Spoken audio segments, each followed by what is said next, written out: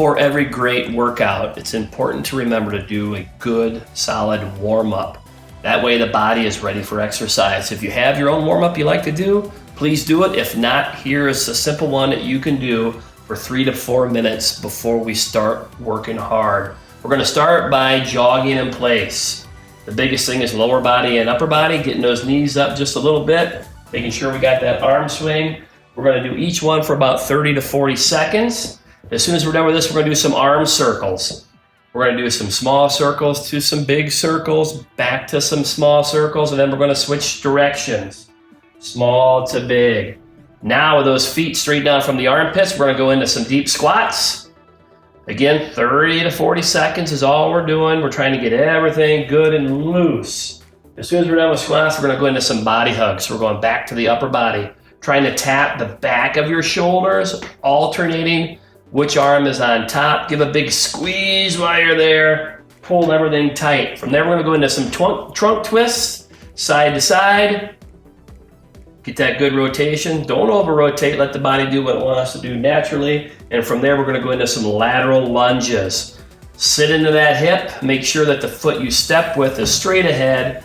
Push into that glute, feel the inner thigh of that trail leg.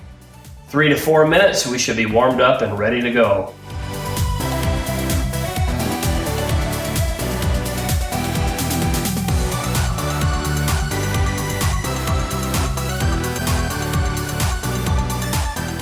Hey everyone, for today's workout for core, we're gonna do the abdominal plank. A couple of key things to note when you do the abdominal plank is that we're looking for a nice straight line from the top of the head to the tailbone. You wanna make sure you contract and squeeze those glute muscles to help hold that core nice and solid. Weight should be pulled forward so all the pressure is not in your shoulders, so that nose out over your hands is a nice signal to make sure you know you're in the right position. Okay, so you're gonna squeeze the glutes, nice long line. Don't forget to breathe on this one.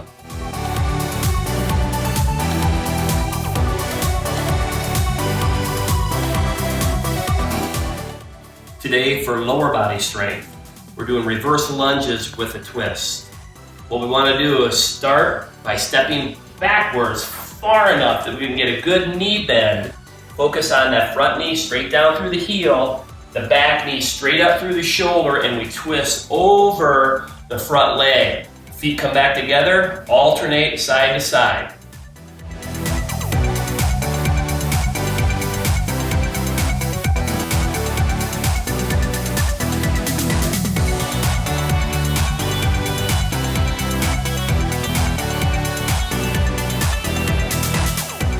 Hello everyone, our upper body strength exercise now is push-ups.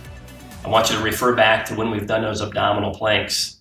Push-ups are no more than an extension of an abdominal plank. We want to make sure we have a nice long line.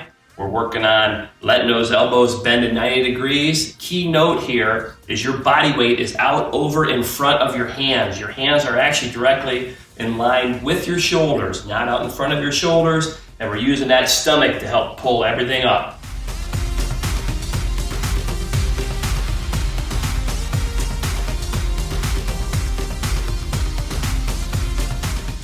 For explosive power today, we want to do squat jumps. The key here is the starting position. We want to start with those feet straight down in alignment with the armpits. We're going to bend those knees and sit down into a good 90-degree squat, loading through the heels. We're going to accelerate out of that squat using the arms so we explode up and have a nice soft landing. The key here is not how high you jump, but it's actually how soft you land. We're going to load to explode.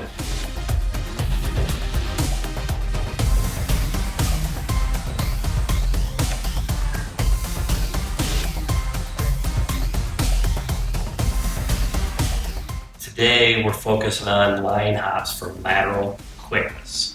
This can serve for cardio or for explosive power. All you need for equipment is either a jump rope, piece of tape, we're using a hand towel, just so we have a reference to get those feet up and over so we can work on our lateral quickness.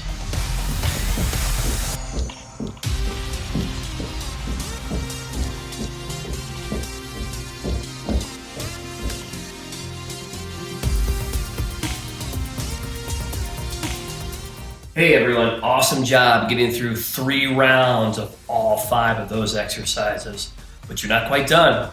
We like to do what I like to call a poker finisher at the end to really put a cap on the awesome job you've done so far. So what you need for that is just a deck of cards. If you look on your workout chart, each week there's a different set of poker finishers. So if you think about the 4 suits in a deck of cards, hearts, diamonds, clubs, spades, each suit is hooked up with a different exercise. Check your chart to see what that is. For example, hearts could be push-ups, diamonds could be burpees. Whatever you pull is what you have to do to finish your workout. 6 of diamonds, if it's burpees, I have 6 burpees to finish my workout before I'm all done and go into my stretching. Finish with class, finish hard. If you have a face card, it's 10. If you have an ace, it's 11. If you have a joker, it's a wild card. You pick which exercise you want to do, and you got to give us at least 5 reps to do so. Great job today.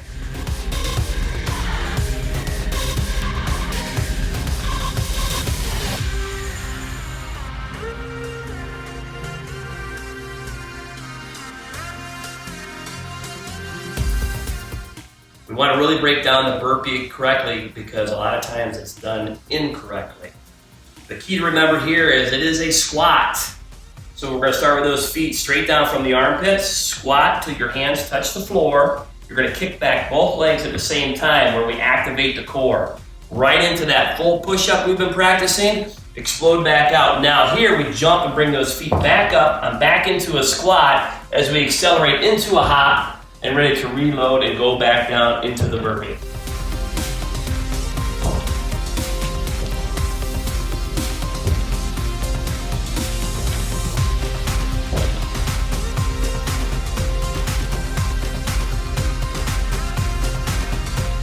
For split jumps, we want to make sure we take a large step back into that good reverse lunge, focusing on both knee bends. We're going to use our upper body as well as our lower body to explode upward, and then switch those legs before we land. Again, it's not about how high you jump or how fast you go, but it's about how soft you land.